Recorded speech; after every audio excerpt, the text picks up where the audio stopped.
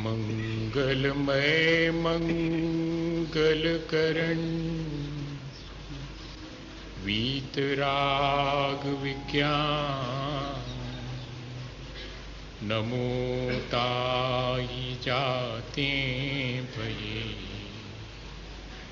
अरहंतादिमः जो विद्यादि सागर सुधी जो विद्यादि सागर सुधी गुरु हैं हितैषी शुद्धात्म में निरत नित्य हितोपदेशी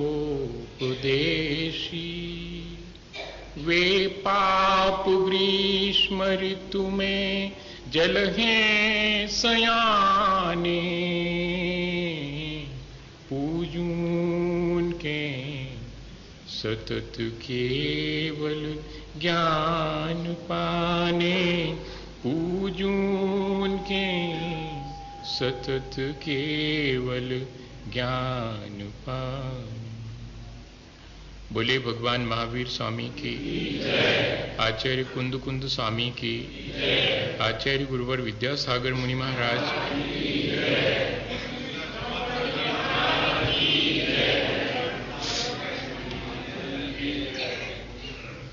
हम सभी लोग यहाँ इसलिए बैठे हैं कि इस बात पे विचार कर सकें कि हम अपने जीवन को कैसे बेहतर बना सकते हैं, कैसे अच्छे ढंग से अपने जीवन को आगे बढ़ाते हुए अपना आत्मकल्याण कर सकते हैं।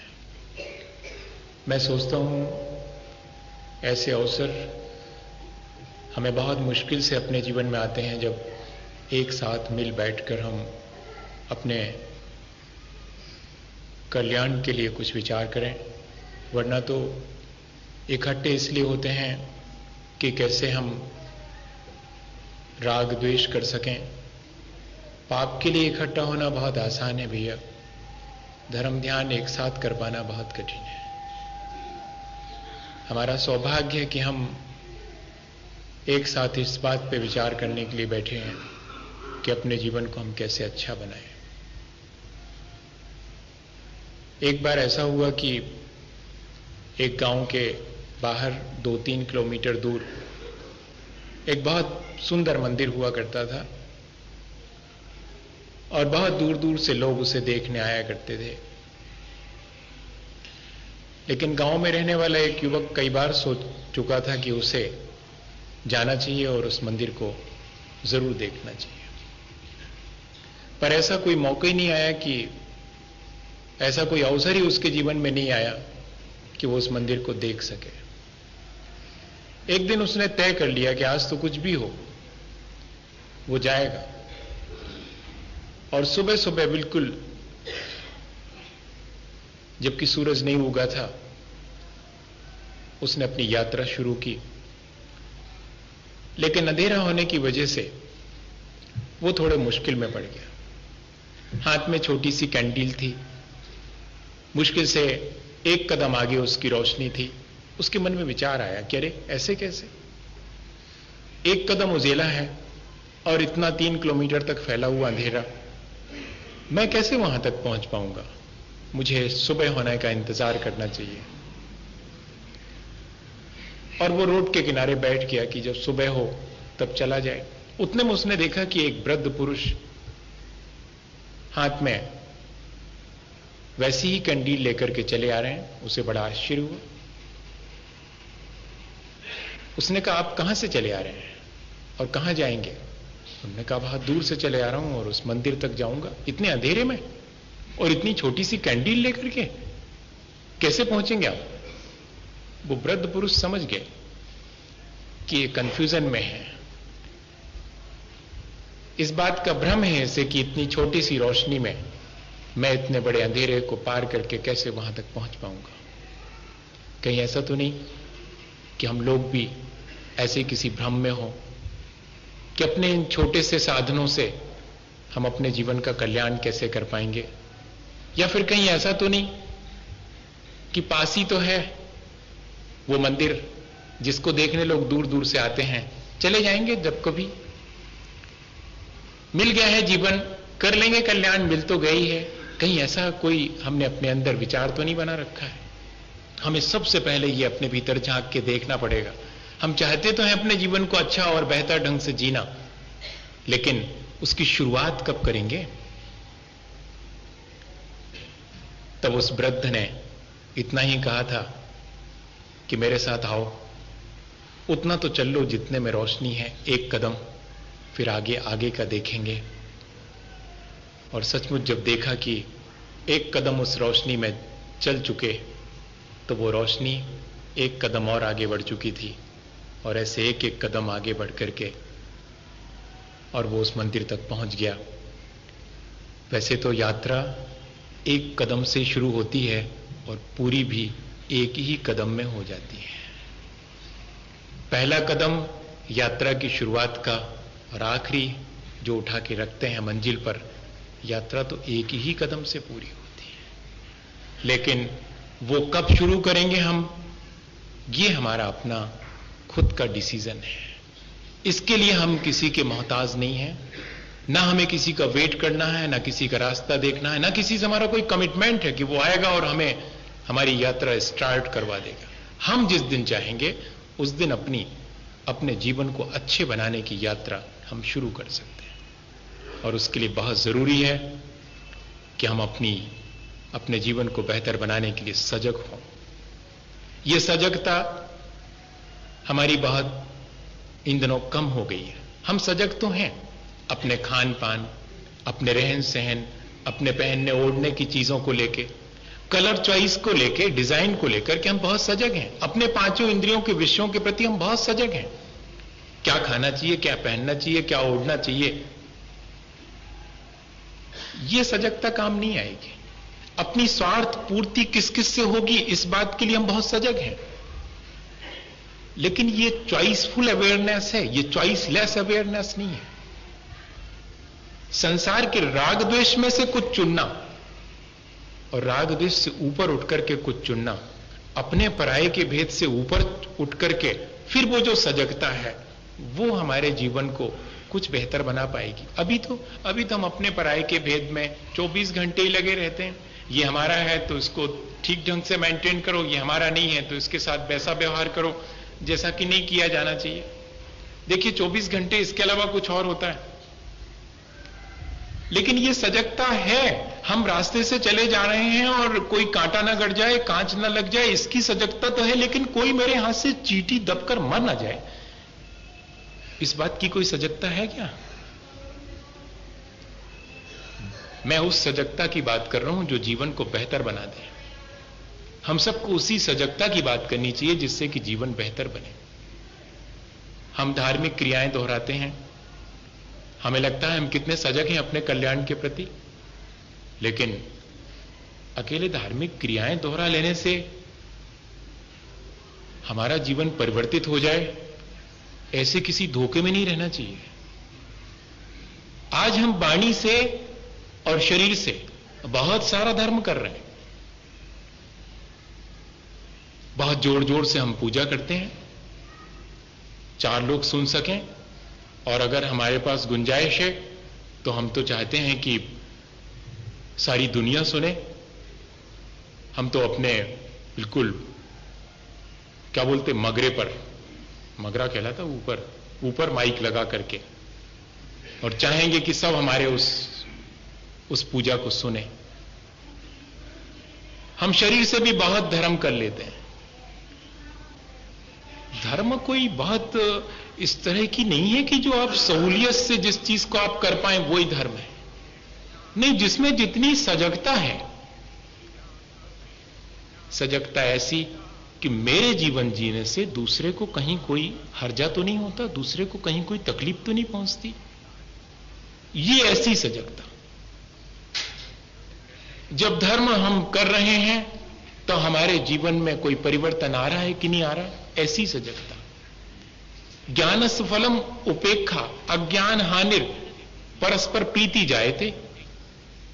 ज्ञान का फल राग द्वेष की कमी होना, अज्ञान की कमी होना और परस्पर साधर्मी के प्रति प्रेम भाव जागना, यह है आचरण।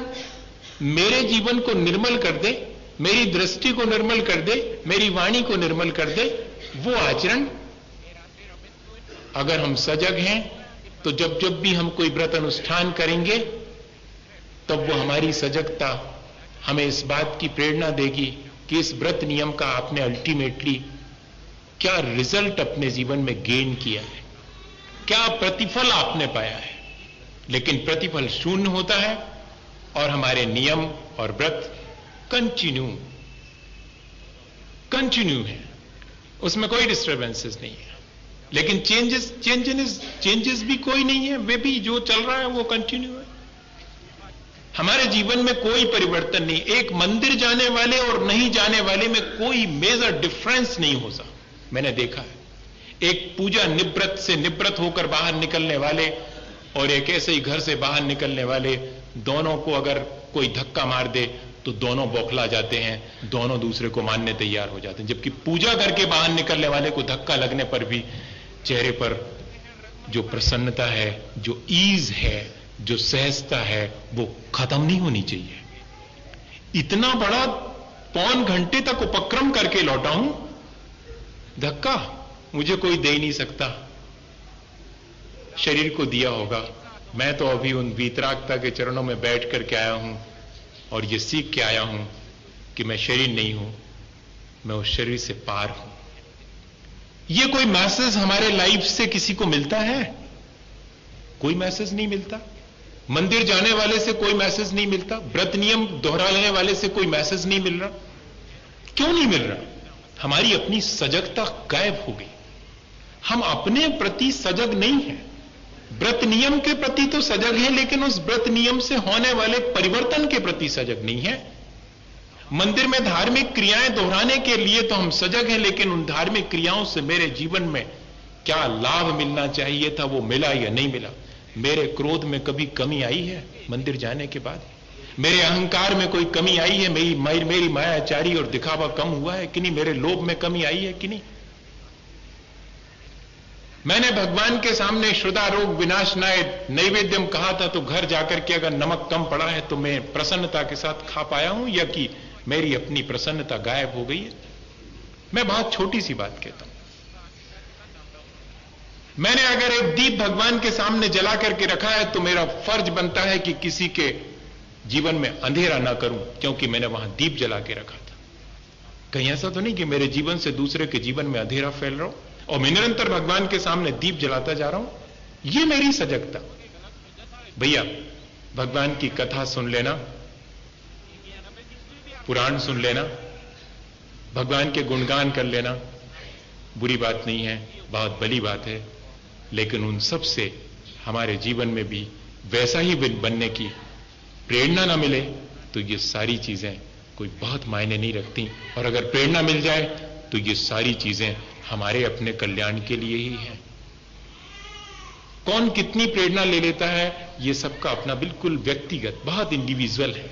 और मुझे वही कहना है कि जब ये चीज हमारे हाथ में है तब क्यों नहीं हम अपने जीवन में ऐसी सजगता ला पा रहे हैं? जैनेन्द्र कुमार अपने साथ जैनी लिखते थे, जो भी वजह रही हो, पर उन्होंने एक छोटी सी घटना लिखी अपने जीवन की कि वे एक बार पंडित जी के पास बैठ करके रामचंद्र जी की कथा सुनकर के वापस घर लौटे तो देखा कि उनका बेटा और बिटिया दोनों खेल खेल रहे हैं, घर बनाने का खेल खेल रहे हैं। रेत आई होगी किसी की तो उस रेत में घरौंदा बनाने का खेल खेल रहे हैं। ये वहीं बाहर लॉन में और जो कुर्सी पड़ी हुई थी उस पर बैठ गए कि देखें इनका खेल। अभी राम कथा का इंप्रेशन उनके भीतर ज्यों का त्यों है। पंडित जी की राम कथा सुन के आए हैं, अब बच्चों का खेल देख रहे हैं। क्या हो रहा है? दोनों के घर बन गए हैं, दोनों एक दूसरे से कंपटीशन कर रहे हैं। हमारा घर बेहतर है, बिटिया कह रही हमारा बेहतर है, और बेटा कह रहा है कि हमारा बेहतर है। और बेटे ने कहा कि सुनो, तुम्हारे घर में कमी है। क्या कमी है? यही कि तुमने रसोई घर कहां बनाया? उसने कहा ये बनाया, लेकिन वो रसोई घर नहीं लग रहा। क्यों? कैसे नहीं लग रहा? उसमें चिमनी कहां लगाई तुमने? धुआं कहां से निकलेगा? उसने कहा ये बात तो है। उसने फौरन एक सींक ला करके चिमनी लगा दी। यानी जो कुछ भी हो सकता था दोनों ने अपने घर बनाए, लेकिन इसके बाद भी भैया ने कहा कि मेरा घर तुम्हारे घर से बड़ा है। बहन ने कहा ऐसे कैसे? बड़ा तो मेरा दिख रहा है, देख लो। उसमें कहने की क्या बात है? और वाकई में उसका घर थोड़ा बड़ा था, लेकिन भैया तो जिद पे अड़ गया कि नहीं, मेरा घर बड़ा है। कितना बड़ा है? तुम्हारे घर से दूना। बहन को भी गिनती आती थी। देखो भैया, तुम्हारा अगर मेरे घर से दूना है तो तुम्हारे घर से मेरा चौगुना बड़ा है। कहां तक गिनती आती है? 100 तक। तो भैया ने एक बार में बोल दिया कि मेरा 100 गुना बड़ा है। बहन ने कहा सुनो, 100 से भी ज्यादा मेरा बड़ा है। अब भैया के पास तो 100 से ज्यादा गिनती थी नहीं। उसने कहा सुनो, तुम नहीं जानते मेरा घर तो हमेशा से बड़ा है। तो बहन ने कहा कि हम बताएं हमारा घर कितना बड़ा है? बच्चों का खेल है, अपन थोड़ी देर मजा लें कहानी का। इसमें से कुछ ढूंढिए मत, आप धर्म बना मत ढूंढिएगा। बहुत सांसारिक बात सुना रहा हूं। आप क्या सोच रहे थे कोई धर्म की बात सुना रहा हूं? देखिए कितनी कितनी सांसारिक सी बात सुना रहा हूं मैं तो। अब बिटिया को कुछ समझ में नहीं आया। उसने कहा सुनो, मेरा घर रामचंद्र जी बराबर बड़ा। अब जैनेन्द्र कुमार लिखते हैं कि मेरे कान अब इनकी बात पर गौर से गए कि अब देखें क्या होता है। तब भैया के समझ में नहीं आया कि क्या कहें। तो भैया ने कहा कि देख, मेरा घर 2 रामचंद्र जी बराबर। 2 रामचंद्र जी बराबर? बहन ने बहुत जोर से हंस के कहा कि भैया भूल गए, रामचंद्र जी तो एक ही होते। तब जैनेन्द्र कुमार ने लिखा कि मुझे 3 दिन से जो राम कथा नहीं समझ में आई थी, यहां इन बच्चों के पास खड़े होकर के समझ में आ गई। इनको हमसे ज्यादा अलर्टनेस है, इनको हमसे ज्यादा सजगता है। इनको यह मालूम है कि भगवान एक है और वो सबसे बड़ा है, वो हमारे भीतर भी है। मैं आपसे यही कहना चाह रहा हूं कि क्या इतने सजग हैं हम भगवान के चरणों में बैठ करके? क्या हम ऐसा मान पाते हैं कि वे सबसे बड़े हैं और मुझे भी वैसा ही बनना चाहिए? बंदे तद्गुण लब्धे, मैं उनके जैसे बनने के लिए यहां उनके चरणों में आया हूं। मेरी अपनी धार्मिक क्रियाएं क्या इसी दृष्टि से मैं दोहराता हूं, यहां तक कि मैं अपने संसार के काम भी क्या इसी दृष्टि से दोहराता हूं कि मुझे अपने जीवन का कल्याण करना है। अगर एक छोटा सा विचार हमारे भीतर, इतना सजगता का विचार रहे, मैं जब बात कर रहा हूं तब भी मुझे याद रहे कि मेरी इस बात से किसी को चोट ना पहुंच जाए, और मैं जो बात कर रहा हूं वह अपने आत्म कल्याण के लिए कर रहा हूं, इनको समझाने वमझाने के लिए नहीं कर रहा हूं। इस बात करने से मेरा और सामने वाले का भी कल्याण होगा। ऐसी भावना से क्या हम कोई भी कर्म नहीं कर सकते हैं? कर सकते हैं। बस यही सजगता हमारे जीवन में आए। और दूसरे नंबर पर है सजगता के साथ सरलता। जो जितना सजग होगा वो उतना सरल होगा। सिंपलिसिटी, अवेयरनेस के साथ साथ सिंपलिसिटी। अगर बेईमान आदमी सजग हो तो ज्यादा लाभ नहीं मिलने वाला, बल्कि उल्टा हानि होगी। और हम लोग जो है, हमने आपसे पहले ही कहा कि हैं तो सजग, कई मामलों में सजग हैं, लेकिन सरल होकर के सजग नहीं है। हम कठिन होकर, जटिल होकर के जरूर सजग हैं। तब फिर हमारी वो जटिलता हमारी उस सजगता से परिवर्तित नहीं होती, बल्कि और बढ़ती चली जाती। अगर जटिल व्यक्ति बहुत सजग हो तो दूसरे का बिगाड़ ही करेगा, और सरल व्यक्ति अगर सजग हो तो उसके द्वारा से दूसरे का बिगाड़ हो नहीं सकता, अपना और दूसरे का भला ही होगा। सरलता क्या कहलाती, समझते हैं आप? शब्द तो बड़ा छोटा सा है। जैसे हैं वैसे ही शो करना, वैसे ही जीना, इससे ज्यादा और क्या है इसका अर्थ? सरलता का इतना ही अर्थ है। पिछले दिनों भी अपन ने इस पे बहुत चर्चा की थी, लेकिन यहां तो मजा यह है कि अगर मैंने कोई पिछले दिन चर्चा की थी तो मैं उसे यहां आराम से दोहरा सकता हूं, क्योंकि वे लोग वे नहीं है जो लोग उस समय थे। कुछ लोग रहते हैं रिवाइज में, यहां ये पहला अनुभव है कि मुझे नहीं तो बड़ा कंसंट्रेशन रखना पड़ता है कि मैंने पिछले बार कुछ ऐसा कहा, वो इस बार फिर से कहूं तो लोग कहेंगे कि लो इन्होंने पिछले बार भी सुनाया था, अभी भी सुना रहे हैं। हमने पिछले दिनों बहुत सारी बातें कही थी सरलता पर, लेकिन मुझे आपसे सिर्फ आज एक ही बात कहनी कि जब हम दिखावा नहीं करते तब हम सरल होते हैं। जब हमारे भीतर कहीं कोई छल नहीं होता है, कोई कपट नहीं होता है, तो हम सरल होते हैं। जब हम जैसे हैं वैसा अपने को प्रकट कर देते हैं तब हम सरल होते हैं। और आज ये बहुत मुश्किल हो गया, हम जैसे नहीं हैं वैसा दिखाना चाहते हैं, वैसा दिखना चाहते हैं। सचमुच हम जैसे और जितने हैं, अगर हम धार्मिक हैं तो हमें दिखाने की जरूरत नहीं है, और अगर हम धार्मिक नहीं हैं तो हमें दिखा देना चाहिए कि हम धार्मिक नहीं हैं। उल्टा करते हैं, हम धार्मिक नहीं हैं पर दिखाते ये हैं कि हैं हम धर्मात्मा। तुम नहीं जानते, मैंने 1.5 घंटे पूजा करी, शास्त्र तो मैं दिन भर पढ़ता हूं, लेकिन इसके बाद जब दुकान पर बैठता हूं तब वही करता हूं जो एक दुकान पर बैठने वाले को करना चाहिए। इससे क्या मतलब कि मैंने धर्म के मंदिर में क्या किया था और शास्त्र पढ़ते समय क्या पढ़ा था, इससे मुझे क्या लेना देना। हां, ऐसे ही तो है ही।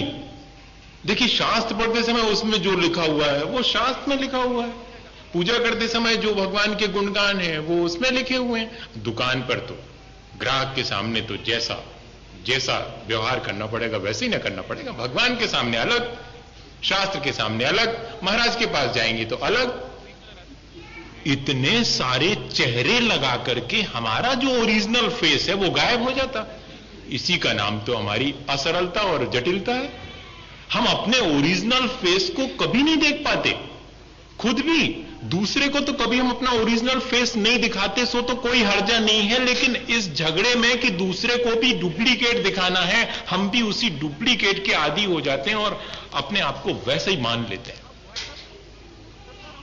लिखा होगा छैठाला में कि तन उपजत अपनी उपज जान, तन नसत आपको नासमान।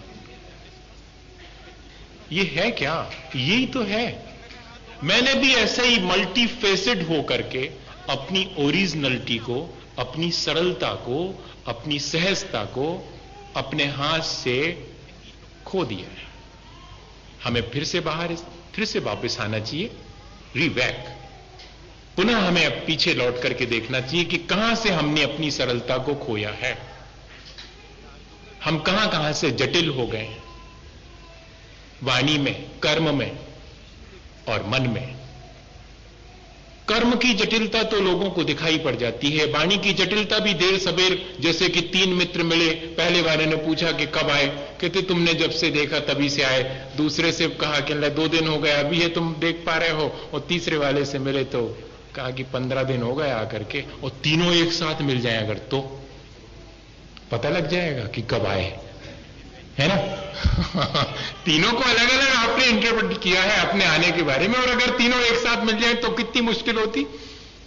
ऐसी मुश्किलें हमारे जीवन में बहुत हैं, शरीर से, वाणी से और मन की तो बहुत बहुत मुश्किल है। भैया, क्या ऐसा नहीं कर सकते कि हम जैसे और जितने हैं उतने हम प्रकट कर देवें? हम भले हैं तो भैया भले हैं, अगर हम बुरे हैं तो कह दो ना हम बुरे हैं, हमको ज्ञान नहीं है तो कह दो ना हम अज्ञानी हैं। लेकिन बहुत मुश्किल है ऐसा कहना, बहुत मुश्किल है। हम अपने मुंह से अपने को अज्ञानी कह देंगे, लेकिन दूसरा अगर कोई हमें अज्ञानी करे तो बर्दाश्त नहीं करेंगे हम। हां, पापिष्टेन दुरात्मना जड़ दिया माया बिना लो बिना, भगवान के सामने कह सकते हैं, दुनिया के सामने नहीं। दुनिया के सामने तो हमसे ज्यादा कोई साफ सुथरा है ही नहीं। यही ना, ये बन गया। मैं आपसे नहीं कह रहा हूं, अपन तो बात कर रहे हैं। प्रवचन नहीं करता मैं, प्रवचन तो बड़े लोग करते हैं, अपन तो सिर्फ बात कर रहे हैं। अपने जीवन में क्या क्या कैसे कैसे शामिल हो गया है, किसी और ने नहीं करा, अपन ने कर लिया है, तो अपन उसको वैसा फोटो खिंचवाएंगे तो 15 रुपए में, और आप जैसे हैं वैसा फोटो खिंचवाएंगे तो ओनली 5 रुपीज, सिर्फ 5 रुपए में। उसने अपने जीवन में लिखा कि मैंने तो सोचा था कि ये 25 और 15 वाला कोई नहीं खिंचवाएगा, लेकिन मेरा अनुभव 5 वाला किसी ने नहीं खिंचवाया। सबसे सस्ता था वो, जैसे आप हैं वैसा खींच दूंगा। हमने कहा नहीं, जैसे हम दिखना चाहते हैं वैसा खींचो। इससे क्या मालूम पड़ता? इससे यही मालूम पड़ता है कि हमारी आदत हो गई है इस बात की, हम होना तो बेहतर चाहते, दिखना तो बेहतर चाहते हैं, लेकिन होना बेहतर नहीं चाहते। हम दिखना तो सच्चे चाहते हैं, लेकिन होना सच्चे नहीं चाहते। इस आदत को बदल ले में तो हम सरल हो जाएंगे, बहुत आसानी से हो सकता है। और तीसरी चीज है संवेदनशीलता। ये तीन चीजें जीवन में हो तो ऐसा नहीं है कि जीवन हम बेहतर ढंग से न जी सकें। हम सजग हैं अपने आत्म कल्याण के बारे में, हम सजग हैं कि हमसे दूसरे का अहित ना हो, हम सरल हैं कि हम जैसे हैं वैसा हमें मालूम हो, कम से कम किसी और को भले ही ना मालूम हो, पर हम जैसे हैं वैसा हमें तो मालूम होना चाहिए कि हाँ हम ऐसे हैं। जब कोई प्रशंसा करे तो मनी मन हम ऐसे तो नहीं हैं, लेकिन ये प्रशंसा कर रहे हैं तब तो बहुत बड़ी कसौटी है कि मुझे ऐसे बनना चाहिए। लेकिन ऐसा बहुत कठिन है। और संवेदनशीलता भी है हम लोगों के अंदर। कैसी संवेदनशीलता है कि अगर गुजरात में भूकंप आता है तो हम इस तरह के संवेदनशील हैं कि सबसे पहले हम फोन लगाते हैं कि वहां वो जो हमारे एक व्यक्ति हैं उनका क्या हुआ, वो ठीक है, फिर ठीक, फिर भूकंप से कोई ज्यादा फर्क नहीं है ना। हमारी संवेदनशीलता देखना आप, अगर कहीं भी बलवा होता है, अगर कहीं भी गड़बड़ होती है तो सबसे पहले हमारा ध्यान जाता है कि वहां हमारा अपना, हमारा हितैषी या कि हमारा शत्रु, उसका क्या हुआ।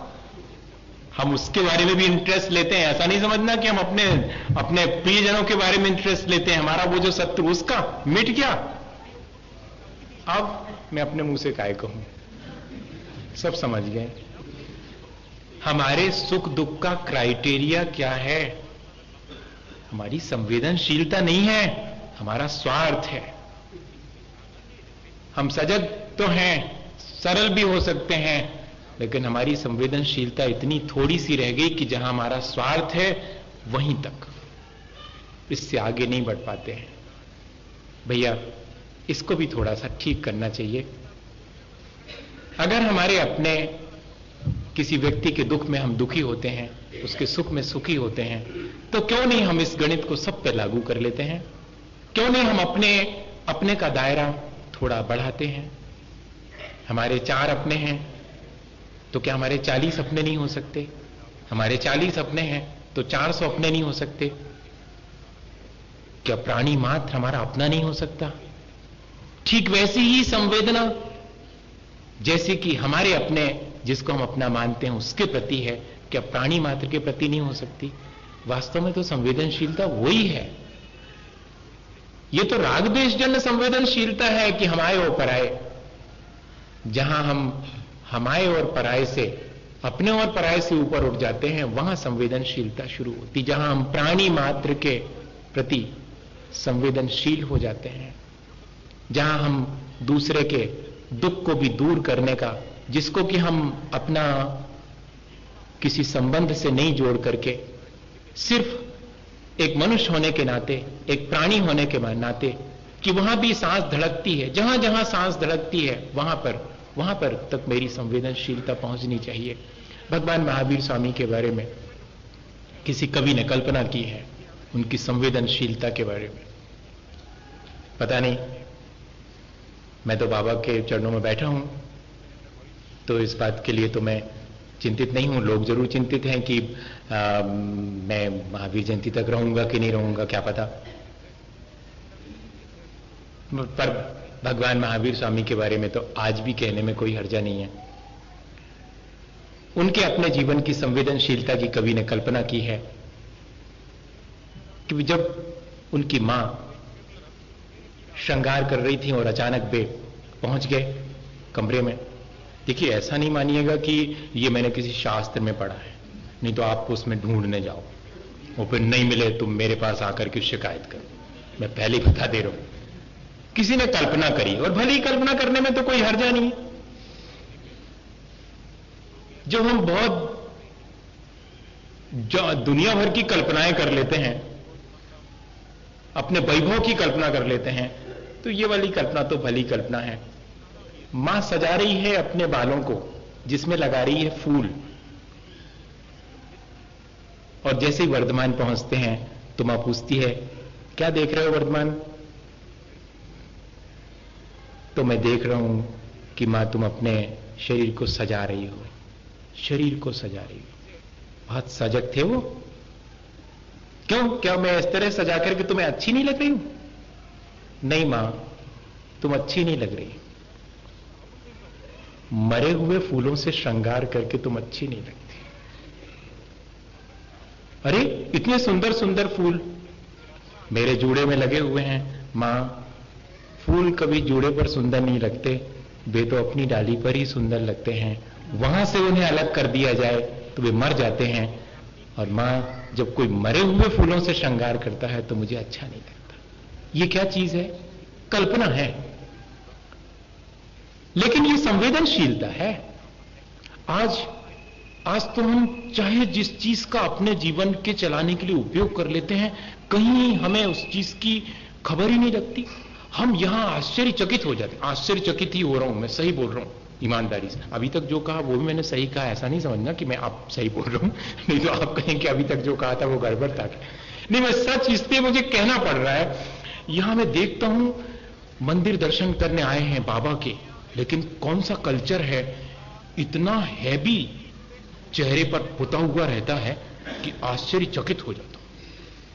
सचमुच मुझे नहीं देखना चाहिए, मुझे शरीर से पार देखना चाहिए वास्तव में, लेकिन दिख जाता है। क्या करूं, जानबूझ के नहीं देखता, लेकिन जब दिख जाता है तो मन को ऐसा कचोटता है कि अरे, और इन्हें यह नहीं मालूम कि ये सारी चीजें जो मैंने लगा रखी हैं, उन सब के पीछे कितने लोगों को अपनी जान देना पड़ी होगी, तब मैं अपने को सुंदर बना पाया।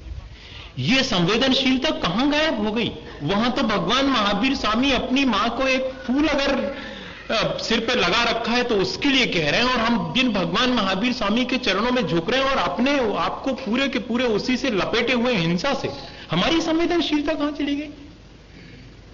तब फिर हमारी इस पूजा आरती और स्वाध्याय और धर्म ध्यान, इस संवेदन शून्यता के साथ अगर ये सारी चीजें करी जाएंगी तो बताइएगा इनके कोई बहुत बहुत बढ़िया रिजल्ट्स मिलेंगे क्या? नहीं मिल रहे हैं अगर, तो इन क्रियाओं का दोष नहीं है, हमारी संवेदन शून्यता का दोष है। हमें इनके रिजल्ट्स उसी दिन मिलना शुरू हो जाएंगे जब हम वास्तव में सजग और सरल और संवेदनशील होकर के इन सब क्रियाओं को करेंगे। यहां तक कि अपने रोजमर्रा की क्रियाओं में भी हम अगर सजग रहें, धार्मिक क्रियाओं में सजग रहें, सो तो है ही भैया। अगर दिन भर के पूरे क्रियाकलाप में हम थोड़े से सजग, सरल और संवेदनशील रहें तो कोई वजह नहीं है कि हम अपने जीवन को बेहतर ना बना सकें, अच्छे ढंग से ना जी सकें। एक उदाहरण देता हूं, विवेकानंद के जीवन का है, और बस फिर अपन फिर बैठेंगे, फिर बात करेंगे। शायद आप कल भी हमसे जिद करेंगे, कर लीजिएगा, फिर बैठेंगे। हाँ, आप रुकेंगे और क्या कहेंगे, हम इससे ज्यादा क्या कह सकते हैं, क्योंकि मुझे आज ही से मालूम है कि आप कल के लिए भी कहेंगे। अगर आप नहीं भी कहेंगे तब भी अब कहना पड़ेगा आपको, देखा मैंने मुश्किल में डाल दिया। मैं ऐसे बुद्धि बना देता हूं। अच्छा ऐसा है, तब ठीक है। क्या हुआ, विवेकानंद के बचपन का नाम नरेंद्र था। वे 12-13 बरस के थे, तो मेला देखने गए, ऐसा संस्मरण मैंने पढ़ा। और छोटे बच्चों को मेले में क्या अच्छा लगता है? गुड्डा गुड़िया अच्छे लगते हैं। अब की बात अलग है, अब के बच्चे बहुत होशियार हो गए। अब अगर वे बाजार में जाएंगे तो वे गुड्डा गुड़िया थोड़ी लेके आएंगे, वे तो बंदूक लेके आएंगे, है ना? और फिर किसी और को नहीं, सारी लड़ाई अगर है तो अपनों से ही है, ठां करेंगे मां को, पिता को। ये खेल खेल में नहीं कर रहे हैं, भीतर तो बैठा हुआ है जो वास्तव में ठां कर रहा है। अभी तो खेल खेल में कर रहा है, पर अनकॉन्शियस में वो जो अपोजिशन बैठा है ना, वो ठां करवा रहा है और वो ही खरीदवा के ला रहा है। गुड्डा गुड़िया और वो भी माटी के, कौन खरीदता है? कितना संभालना पड़ेगा। मैं तो सोचता हूं पुराने लोग सचमुच हमें बहुत संवेदनशील बनाना चाहते थे। पट्टी भी दी है तो कहे कि प्लास्टिक की पट्टी नहीं बनाई थी कि कितना ही पटको टूट जाए, नहीं टूटेगी। हमने वो पट्टी बनाई थी जिसको अगर तुम संभाल के नहीं रखोगे तो टूट जाएगी। वहां से हमने जीवन को संभालना सिखाया था कि ज्ञान लिखने के लिए तुम्हें पट्टी दी गई है, लेकिन सावधान रहना, इसको और आसपास सबको और अपने जीवन को संभाल कर चलोगे तो ही ज्ञान हासिल कर पाओगे। और वास्तविक ज्ञान वही है जिसमें कि तुम संभाल सको सबको, अपने जीवन को और दूसरे को भी। तब फ्राइबल चीजें बनाई गई थी कि इतनी फ्राइबल है कि जरा सा झटका लगेगा वो भी टूट जाएंगी, संभाल तुम्हें करनी है। और मिट्टी के गुड्डा गुड़िया खरीद करके वापस आ रहे थे झोली में लिए हुए,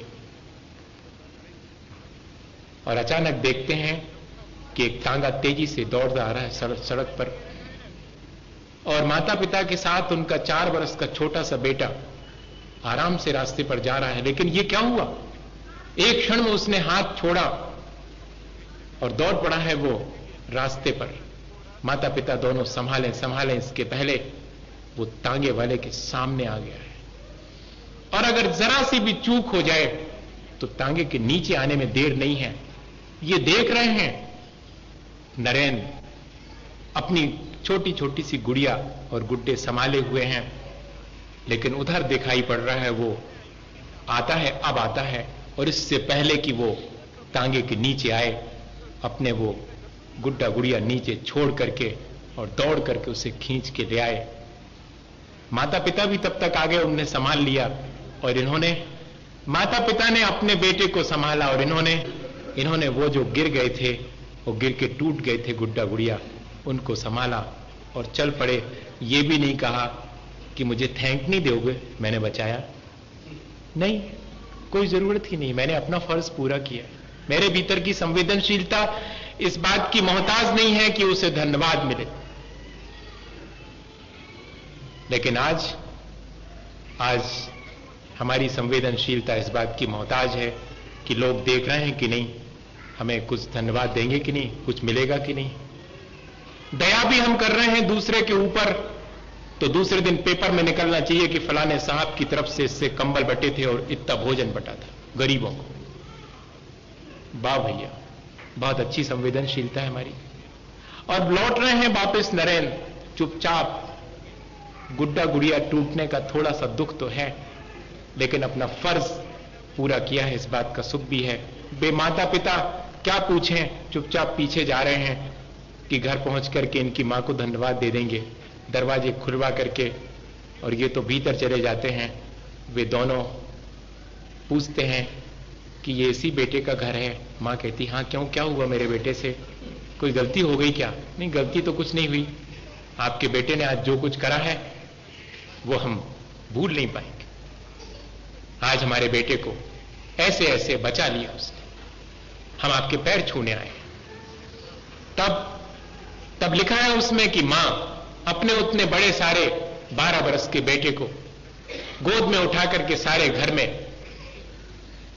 फिरी थी कि मैंने तुम्हें जन्म दे करके अपने मातृत्व को सार्थक कर लिया। तुम्हारे जैसे तुमने अपने खिलौने टूट जाने दिए, लेकिन दूसरे का खिलौना बचा लिया। मिट्टी के खिलौने टूट जाए लेकिन चेतना नहीं टूट पाए। इतनी संवेदनशीलता यदि हमारे जीवन में आ जाए तो कोई वजह नहीं है भैया कि जीवन अच्छा ना बने। इसी भावना के साथ कि हम सब अपने जीवन को अच्छा बना सकें, बोलिए आचार्य गुरुवर विद्यासागर मुनि महाराज।